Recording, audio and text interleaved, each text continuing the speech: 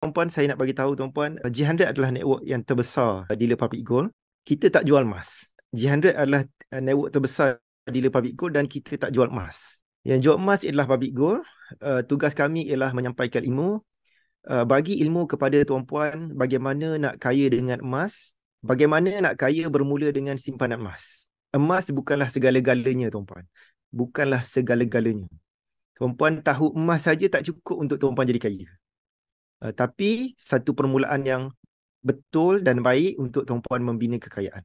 Daripada simpanan emas, banyak lagi kunci-kunci yang kekayaan yang tuan-puan akan unlock melalui program-program yang G100 kita sampaikan. Okay, tugas kami ialah menyampaikan ilmu, bagi tuan-puan ilmu, sebab bukan emas yang menjadikan kita kaya, yang menjadikan kita kaya ialah ilmu kita tentang emas. Beli emas, tak ada ilmu, tak ke mana-mana tuan-puan. Harga emas naik macam mana pun tak kaya juga.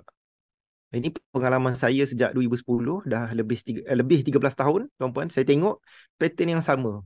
Penyimpan emas yang tak ada ilmu, dia tak ke mana-mana. Lepas simpan emas 10 tahun, dia cakap simpan emas tak untung. Orang simpan 3 ke 5 tahun dah untung lah. 3 ke 5 tahun bermula dengan simpanan emas tu, dia boleh tutup hutang dengan lebih cepat. Bermula dengan simpanan emas tu, dia boleh tambah hartanah dia dengan lebih banyak.